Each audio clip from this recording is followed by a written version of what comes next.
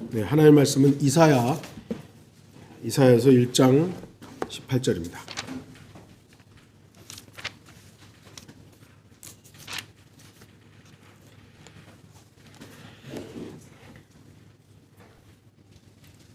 이사야서 1장 18절입니다.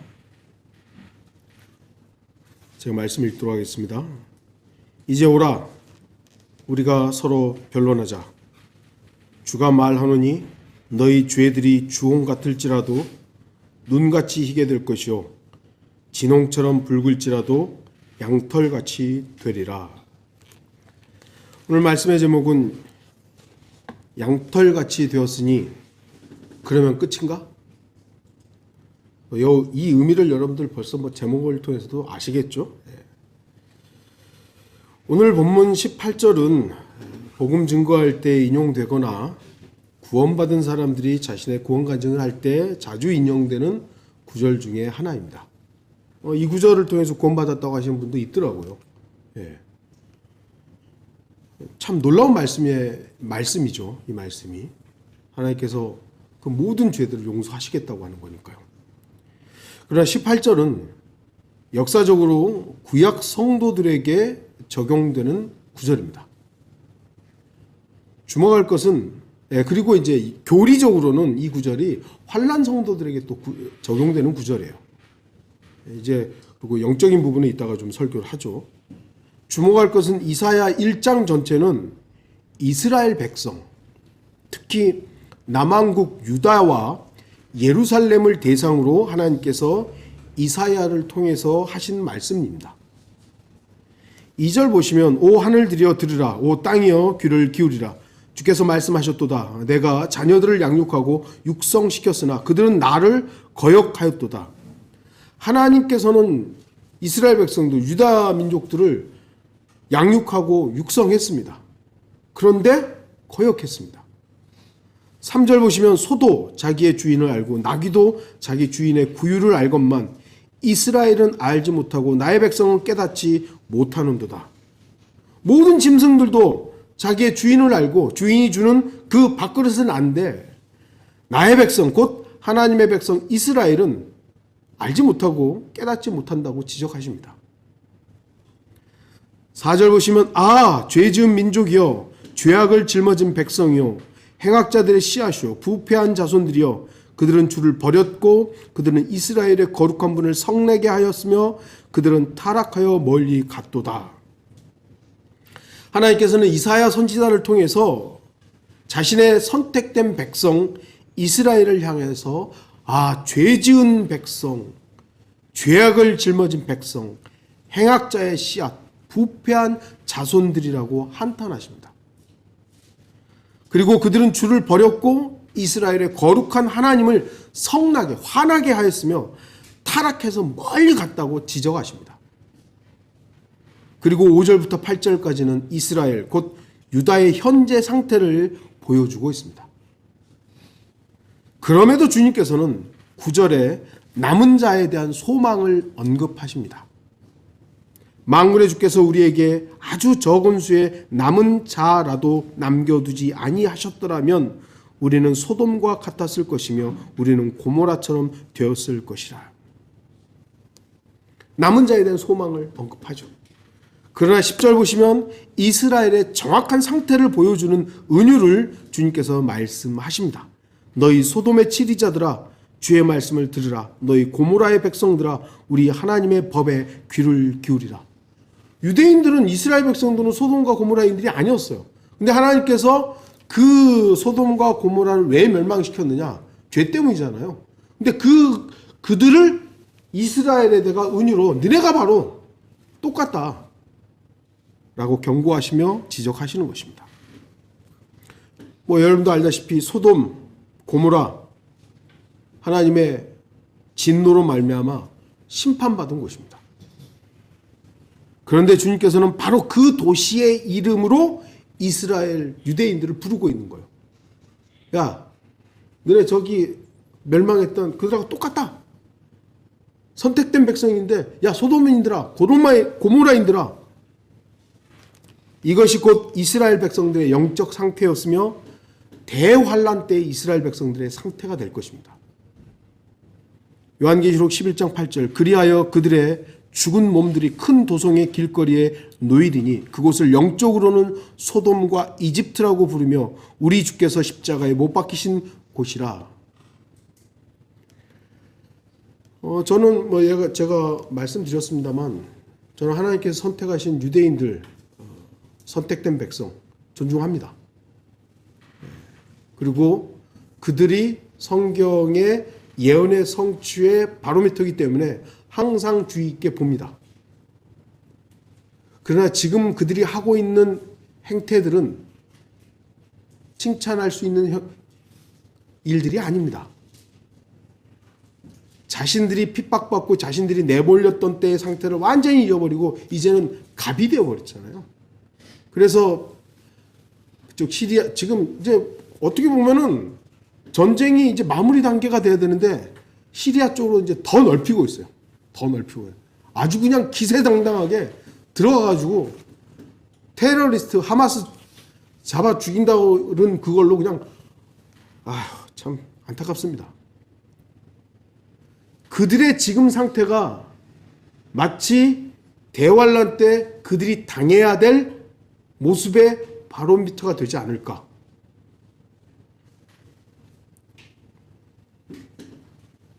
이렇게 타락하고 범죄한 이스라엘, 남유다의 상태를 주님께서는 명백하게 아시기 때문에 그들의 모든 제사 행위를 거절하시는 거예요.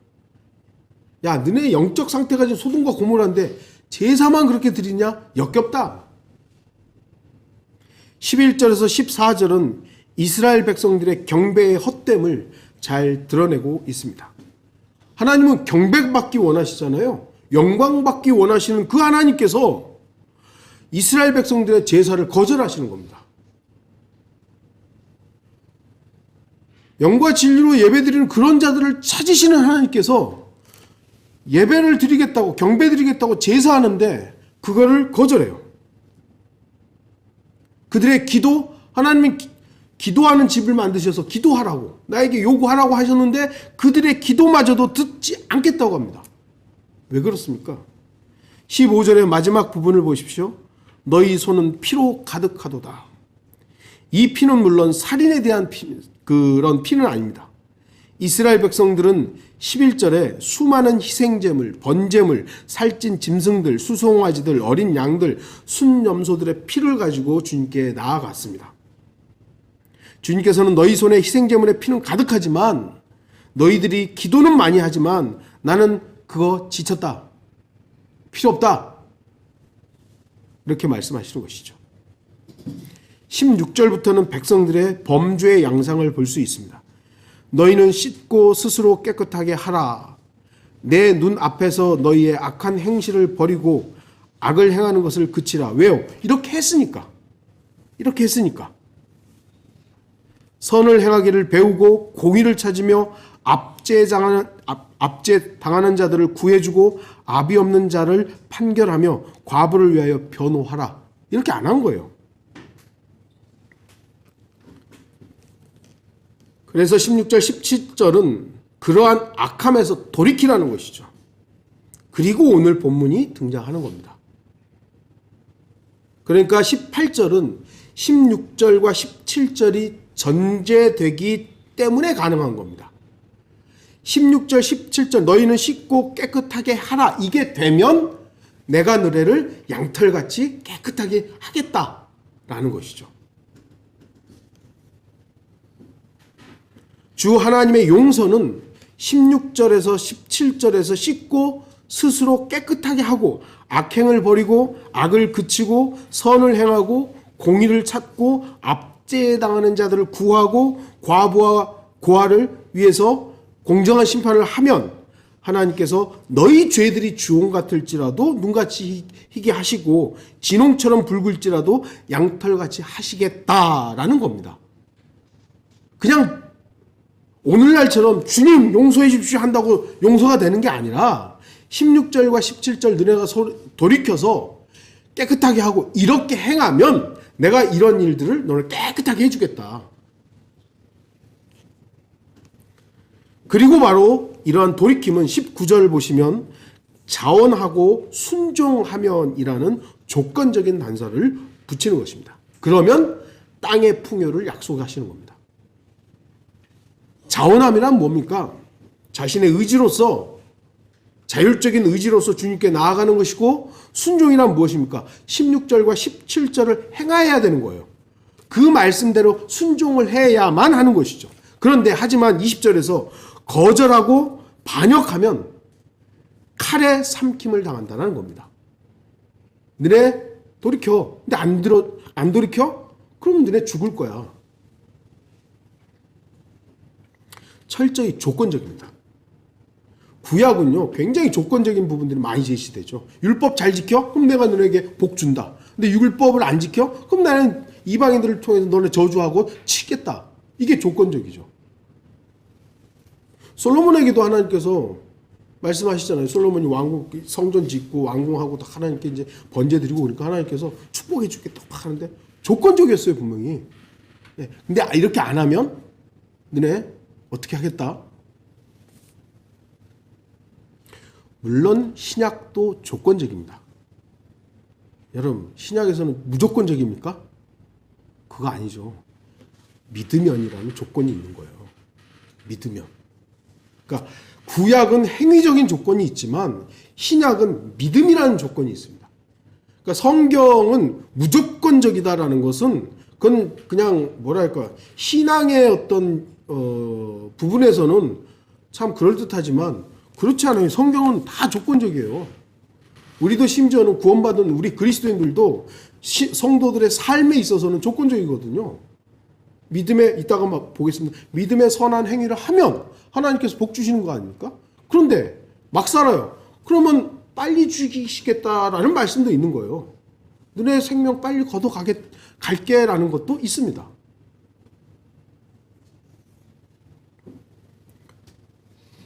신약에서의 조건이 왜 중요하냐면 행위를 요구하지 않는다는 것이죠. 그게 다른 것뿐이지 조건이 없는 게 아닙니다. 그리고 특히 19절에서 땅에 대한 약속은 아브라함의 언약까지 거슬러 올라가며 결국 그 땅에 대한 언약은 천년왕국으로 그 약속의 성취가 이루어질 것을 예언적으로 보여주는 것입니다. 성경을 자신들의 입맛대로 해석하게 되면 문맥을 무시합니다. 대상을 무시합니다. 시대적 배경도 무시합니다. 그러다 보니 교리적 적용이 무엇인지를 모릅니다. 모든 비성경적 교리의 발생 원인은 하나님의 말씀을 기록된 그대로 믿지 않는 불신에서 기인합니다. 성경이 뭐라고 말씀합니까? 디모데후서 2장 15절. 내가 진리의 말씀을 올바로 나누어 자신이 하나님 앞에 부끄럽지 않는 일꾼으로 인정받도록 공부하라 했습니다. 세대주의가 하나님의 경륜에 의해서 시대마다 하나님께서 다른 경영을 하신다 그러니까 그런 주장을 하시는 분이 있더라고요. 하나님은 불변하시는데 어제나 오늘나 동일하신데 어떻게 시대마다 다르냐고.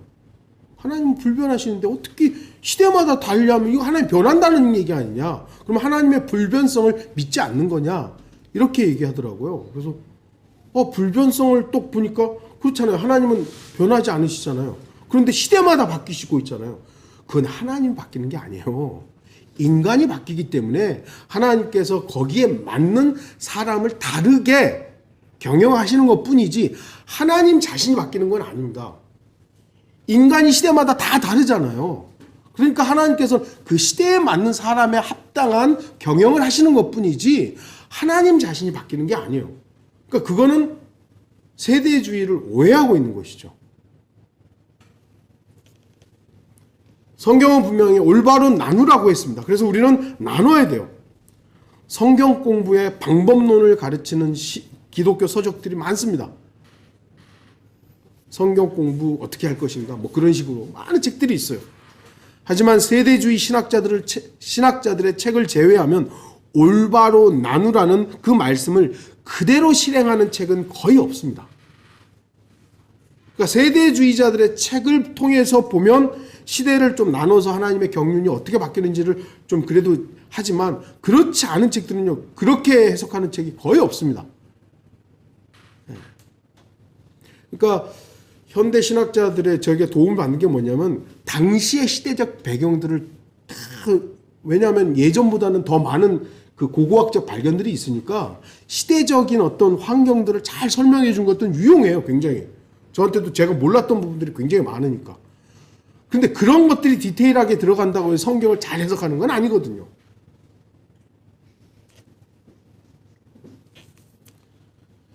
그렇기 때문에 성경의 구절들을 그 구절의 원뜻과 무관하게 아무렇게나 사용하게 되는 거예요. 그러니까 아무거나 그냥 갖다 써먹는 것이죠.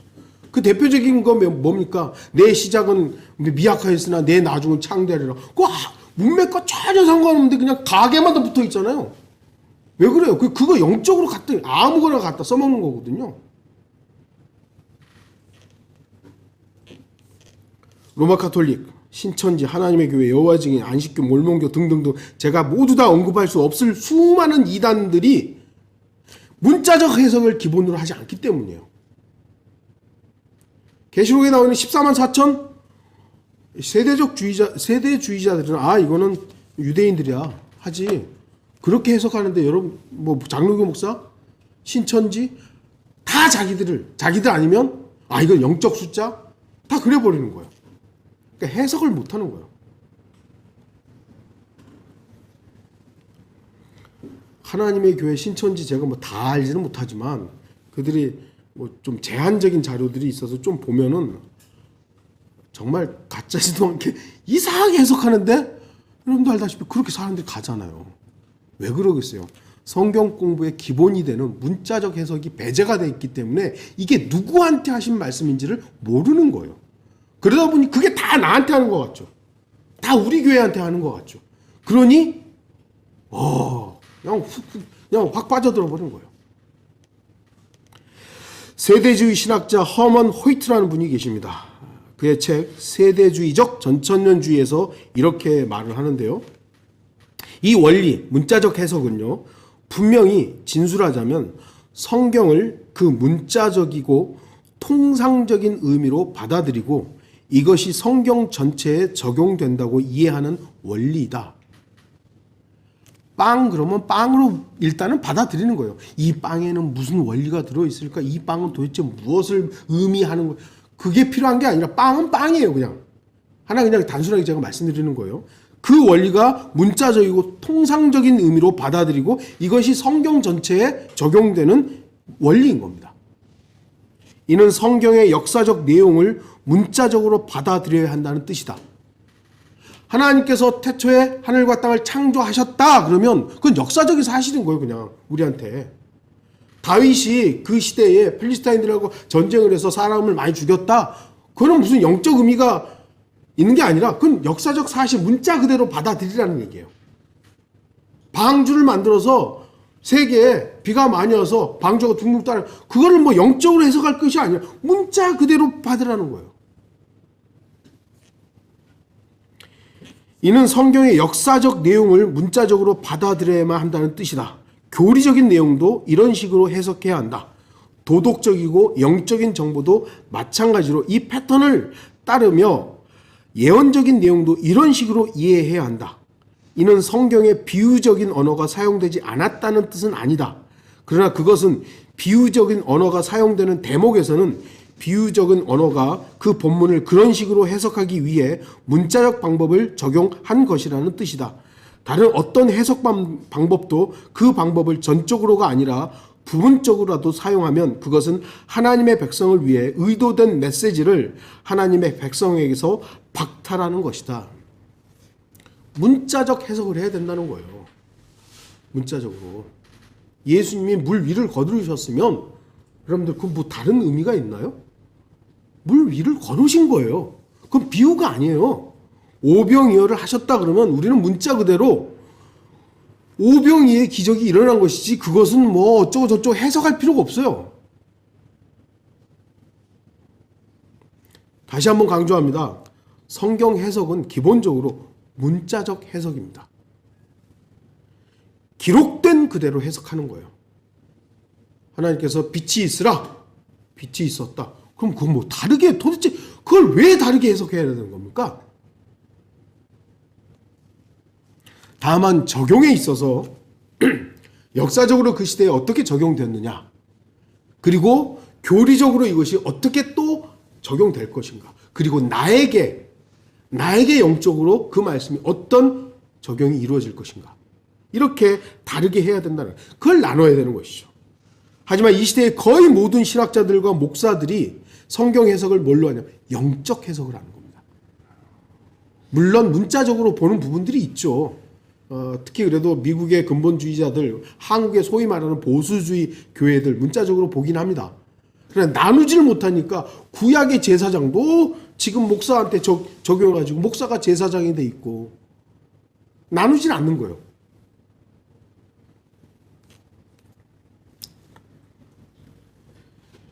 이렇게 영적으로 해석, 기본적인 그런 자세를 가지고 있기 때문에 소위 유명한 사람들의 가장 그럴싸한 해석들이 채택되고 있는 거예요. 지금은 이렇게 영적으로 해석해서 그럴 것 같은데 저쪽에서 어떤 유명한 목사가 나타나가지고 그거 아니고 이렇게 해야 됩니다. 그러면 이렇게 가는 거예요. 왜요? 그 사람이 더 유명하고 더 그럴듯하니까. 그러나 문자적으로 보면 뭐 이렇게 다른 거 볼 필요가 거의 없어요. 여러분들 지금 우리가 새로운 교리가 뭐가 있습니까? 뭐 눈에 띌 만한 무슨 새로운 뭐가 있어요. 그냥 문자적으로 보면 되는데 글자 그대로만 보면은, 이게 목사가 필요한 이유는 여러분에게 요 본문들을 사실은 교리적인 해석보다는, 지금 현재는 교리적 해석보다는 영적으로 우리가 어떻게 적용하며 살 것인가, 여기에 저는 좀 더 초점을 맞추는 것이지, 교리적 해석은 여러분 이미 다 공부하셨잖아요. 뭐 더 새로운 게 뭐가 있어요. 그런데 영적으로 해석하게 되면 더 유명한 사람이 뭐라고 하면 이 사람 말이 맞네?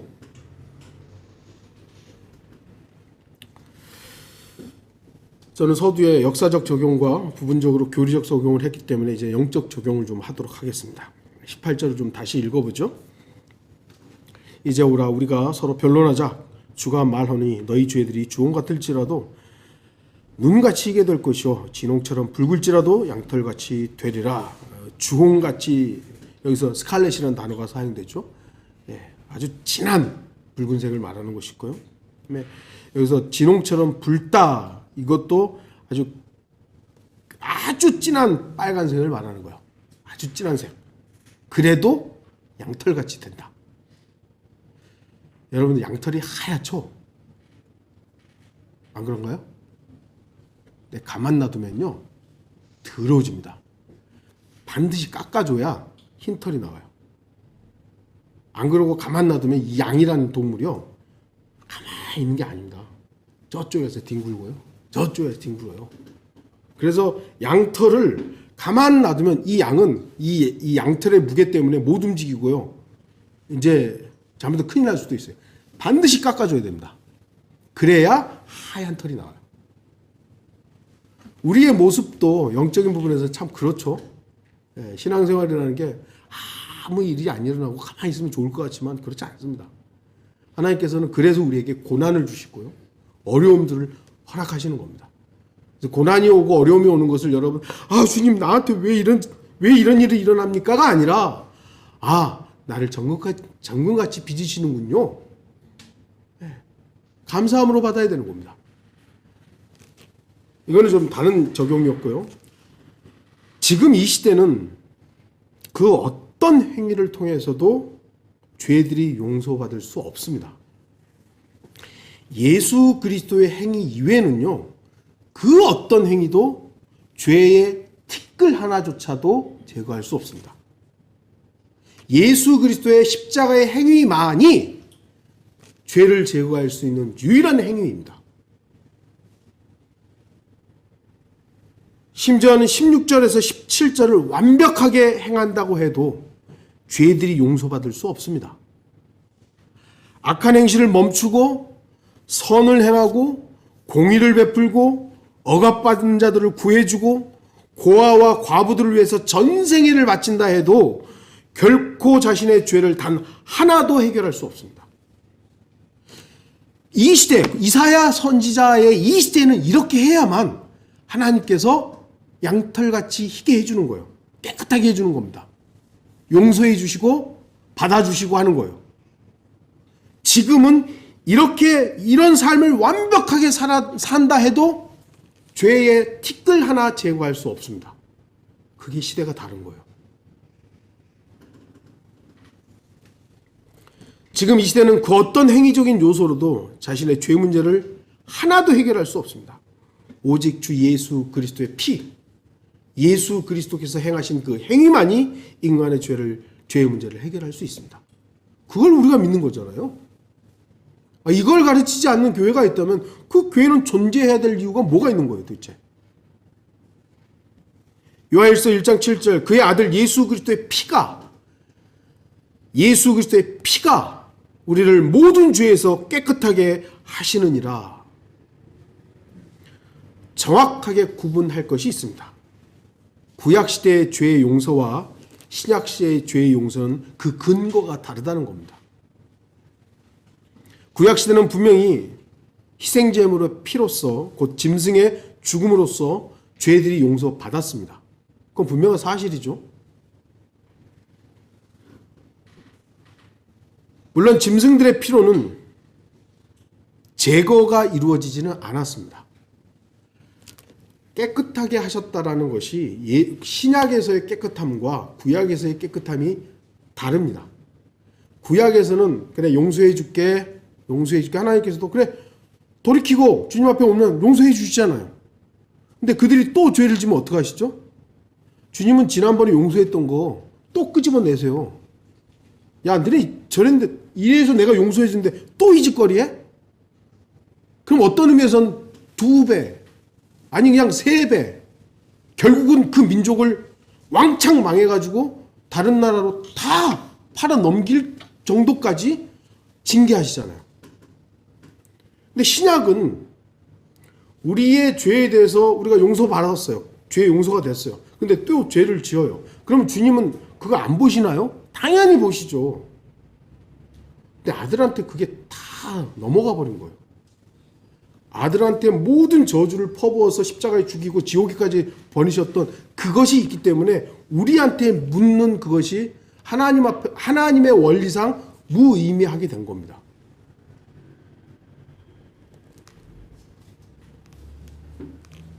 그러니까 구약에서는 용서는 되었지만 깨끗함, 제거가 안 된 거예요. 신약에서는 예수 그리스도의 보혈이 그 모든 것을 가능하게 한 것이죠. 그만큼 예수 그리스도의 피는 값진 피입니다. 그래서 우리가 보혈이라고 하잖아요. 보혈. 영어로는 다 똑같이 블러드인데요. 근데 우리가 예수 그리스도의 피를 말할 때는 보혈이라는 단어를 사용하는 게 그래서 그런 거죠.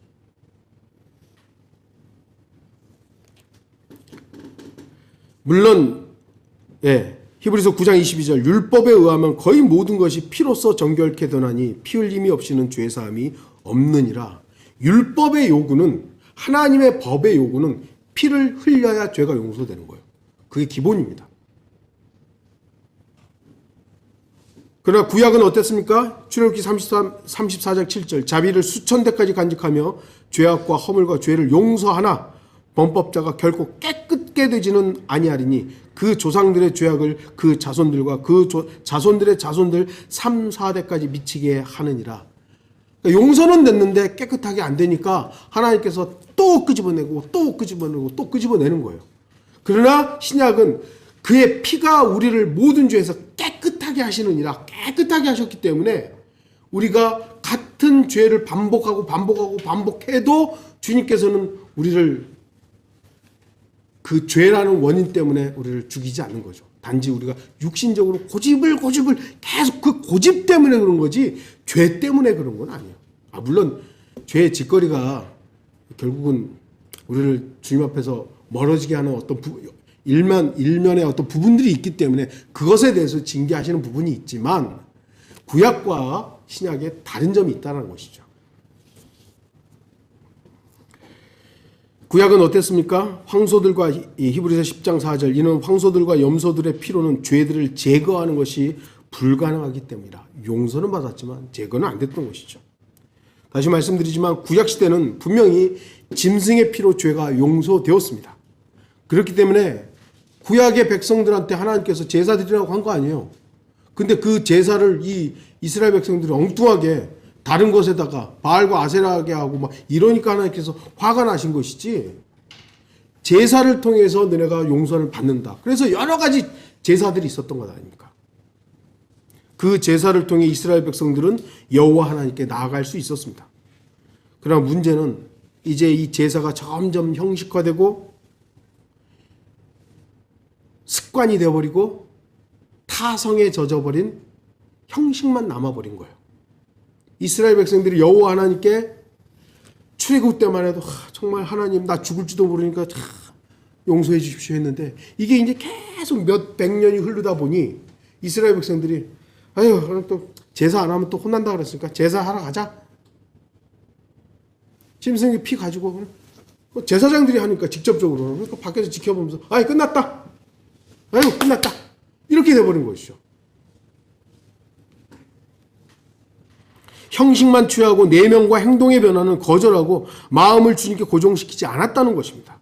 그러므로 희생제사는 계속 드리는데 그들의 행위에는 변화가 없고 악한 행위와 공의와 정의를 실행하지 않고 가난한 이웃을 돌보지 않고 고아와 과부들을 살피지 않았던 것입니다.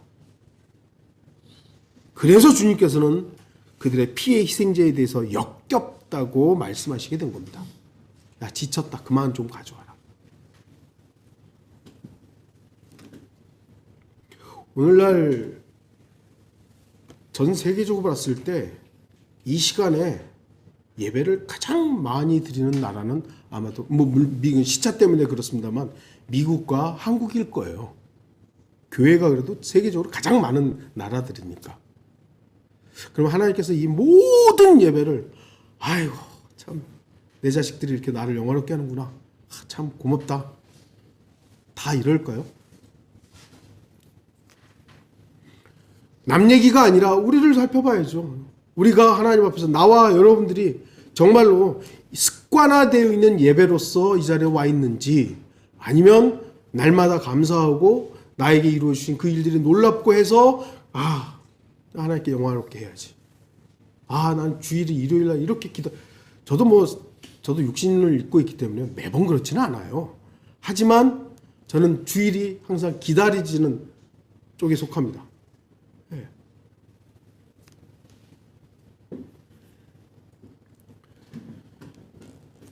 우리는 과연 나뿐만 아니라 내 주변에 있는 잃어버리는 혼들에 대해서 얼마나 관심을 가졌는지, 이런 것들을 우리가 좀 살펴봐야 되는 거죠. 전혀 무심하고 그냥 나만 이렇게 보다가 오면 그게 주님께서 보실 때 그래 너라도 왔으니까 다행이다 그런 면도 있겠지만 이스라엘 백성들의 제사를 거절하신 이유가 뭡니까? 이웃 돌보지 않았다는 겁니다. 주님께서는 피를 요구하십니다. 왜냐하면 죄의 삭은 사망이기 때문이죠. 그래서 죽음으로만이 죄의 문제를 해결할 수 있다는 것은, 피로만이 죄의 문제를 해결할 수 있다는 것은 하나님의 원칙이에요. 이건 변경되지 않아요. 하지만 짐승의 피로는 더 이상 죄의 문제가 해결할 수 없고 받을 수도 없다는 것이 구약에서 증명이 된 거예요.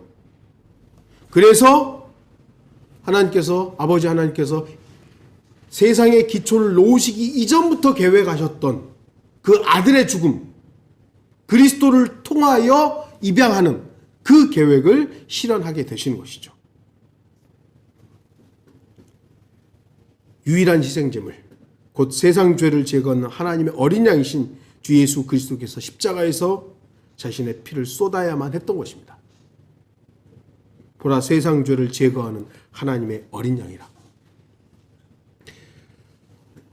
성경의 어떤 단어를 번역함에 있어서 차이는 있을 수 있습니다. 그래서 어떻게 보면 한글 킹제임 성경도 보면 여러분들 개혁 성경의 익숙함을 많이 반영을 했어요. 그건 어쩔 수 없는 거예요. 그러나 지고 가는 것과 제거하는 것은 너무 달라요. 그래서 우리는 그 부분에 대해서 좀 뭐랄까요? 그거는 좀 심각하게 잘못된 부분 아니냐라고 지적을 하는 것이죠. 보라, 세상 죄를 지고 가는 하나님의 어린 양이 아닌 제거하는 하나님의 어린 양으로서 예수 그리스도께서 이 땅에 오셨고 제거하셨습니다. 제거하셨어요. 남아 있습니까 그러면? 인류의 죄의 문제는 이미 예수님께서 어떻게 보면 다 해결하신 거예요. 근데 그걸 왜 안 믿죠? 그래서 믿지 않으면, 죄에 대하면 그들이 나를 믿지 않기 때문이라고 죄에 대한 정의를 하나님께서 딱 하시는 겁니다. 주님께서는 자원하고 순종하심으로써 아버지 하나님의 요구를 모두 충족시키셨습니다. 바로 십자가의 주님의 보혈이 우리의 주홍 같은 죄들, 진홍 같은 붉은 죄들을 눈처럼 양털처럼 희게 하였습니다. 이 놀라운 은혜를 알고 이 사실을 믿는 사람들이 주 하나님의 위대하심과 자비와 은혜를 찬양하고 예배하는 것입니다. 우리가 왜 예배하러 오는 것인가에 대해서 잊으면 안 됩니다. 기독교인들은 일주일에 한 번 가서 예배하는 거지 뭐. 찬송 부르고 목사 설교 듣고 기도하고 그럼 뭐 일반 교회는 축도 받고 그러면 되는 거지. 그건 습관이죠. 종교죠. 우리는 그런 어떤 익숙함의 발로로 이 자리에 오면 안 되는 것이고, 나를 구원하신 하나님, 나에게 생명을 주신, 새로운 출발을 주신 하나님, 그 하나님만이 나의 유일한 찬양의 제목이십니다. 그래서 이 자리에 오셔야죠. 그리고 굳이 이 자리가 아니더라도 여러분이 있는 그곳에서 내가 동일한 마음, 이 성도들이 동일한 마음과 같은 믿음으로 주님을 향해서 예배한다면 그것이 바로 지역교회가 되는 것이죠. 우리 그리스도인들은 죄들의 용서를 받았습니다. 제거되었습니다. 아니, 단순하게 구약의 성도들처럼 용서받은 것만이 아니죠. 죄가 제거된 사람들입니다. 주 예수 그리스도께서 단번에 희생제물이 되셨기 때문에 더 이상의 희생제물이 되어야 할 이유가 없었던 것입니다. 히브리서 7장 27절, 이는 그가 자신을 제물로 드림으로 단번에 이루셨습니다. 히브리서 9장 12절, 염소와 송아지의 피로 아니하고 오직 자신의 피로 한 번 성소에 들어가셔서 우리를 위하여 영원한 구속을 이루셨느니라. 그래서 우리가 로마 카톨릭을 이단이라고 하는 겁니다. 정말 답답한 게 뭐냐면요, 요즘에 이제 하도 뭐 교회들이 욕을 먹고 그러니까 이제 이단도 어느 정도 이렇게 뭐라 그러죠? 그 뭐라 그러더라? 이 좀 정리를 해야 된다 이거예요. 이단의 가이드라인? 이런 거를 이제 만들자고 워낙 이상한 사람들이 많이 나오니까 거기에 로마 카톨릭은 항상 빠집니다. 제일 먼저 들어가야 할 로마 카톨릭은 아예 존재조차도 몰라요. 이걸 가지고 무슨 이단의 뭐 가이드라인 어쩌고저쩌고 그러는데요. 참 한국 교회 현실을 좀 보고 있는 것이죠. 저는 이단하면요 무조건 로마 카톨릭 1등으로 들어가야 되는 거예요.